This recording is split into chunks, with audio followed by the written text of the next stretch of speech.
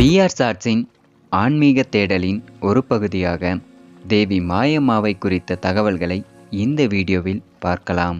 தேவி கன்னியாகுமரி அம்மன், குமரி அம்மன், பகவதி அம்மன் என்ற பெயருடன் அழைக்கப்படும் இந்த அம்மன் கோவில் முக்கடல்கள் சந்திக்கும் கன்னியாகுமரியின் எல்லையில் அமைந்துள்ளது.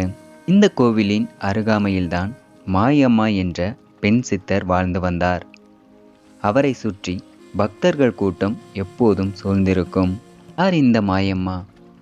வடமாநிலத்தில் இருந்து வந்தவர் என்றும் காசியில் இருந்து வந்தவர் என்றும் பார்ப்பதற்கே மிகவும் எளிமையாக இருக்கும் இவரை நேபாள ராஜாவின் மகள் என்றும் சொல்லப்படுகிறது.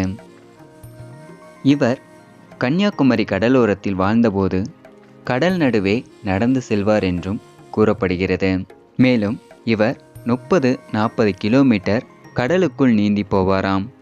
இவரை கடலில் பார்க்கும் மீனவர்கள் தன்னுடைய படகில் ஏறும்படி கூறினாலும் இவர் ஏறமாட்டாராம். படகு கரைக்கு வந்து சேர்வதற்குள் இவர் கரையில் இருப்பாராம். இவருடைய பாதம் கன்னியாகுமரி கடற்கரையில் பதியாத இடமே இல்லை. இவருடைய வேலையே கடற்கரை ஓரமாக இருக்கும் செடிகள் மற்றும் கடல் பாசிகளையும் ஈரமான பாக்கு மட்டைகளையும் போட்டு தீ வைப்பாராம். பின்னர் தீயில் தன் கையை விட்டு கிளறவும் செய்வாராம். மேலும் இவர் நீண்ட நேரம் கடலுக்குள் இருப்பதையே விரும்புவாராம். எதற்காக இப்படி செய்கிறார் என்பது யாருக்கும் தெரியாது. நீண்ட நேரம் இந்த வேலைகளை செய்து கொண்டிருப்பாராம். அமாவாசை, பௌர்ணமி அன்று கடலுக்குள் மீனவர்களே செல்ல பயப்படும் போது மாயம்மா கடலுக்குள் சென்று மீன்களை பிடித்து வருவாராம். இவர் கடற்கரை ஓரம் நடக்கும்போது இவருடன் நாய்களும் அமைதியாக நடந்து வருமாம். இவர் நாய்களின் மீது மிகுந்த அன்பு வைத்திருந்தார். யார் சாப்பாடு கொடுத்தாலும் வாங்க மாட்டார். இவருக்கு பசி எடுத்தால் ஏதாவது ஒரு ஓட்டலில் சென்று இவரும் சாப்பிட்டு இவருடன் இருக்கும் நாய்களுக்கும் சாப்பாடு போடுவாராம்.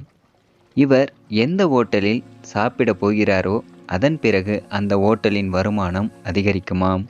இவரை நாய்கள் சில சமயங்களில் கடித்து விடுமாம். கடித்த இடத்தில் கடற்கரை ஓரம் உள்ள மணலையும் தண்ணீரையும் கொண்டு கடித்த இடத்தில் தடவிக்கொண்டு நீருக்குள் சென்று மீண்டும் வரும்போது கடித்த இடம் மறைந்திருக்குமாம். ஒரு சமயம் ரோட்டில் படுத்திருந்த நாயின் மீது பஸ்ஸின் சக்கரம் ஏறியதில் நாய் உயிருக்கு போராடியது. அப்போது அங்கு வந்த மாயம்மா அந்த நாயை தன் மடியில் வைத்து தன் கையால் நாயை தடவி கொடுக்க நாய் உயிர் பெற்று துள்ளி குதித்து ஓடியது. இந்த அதிசயத்தை கண்ட மக்கள் அனைவரும் மாயம்மாவை வணங்க ஆரம்பித்தார்கள். மாயம்மாவுக்கென்று கன்னியாகுமரியில் ஒரு கோவிலும் உள்ளது.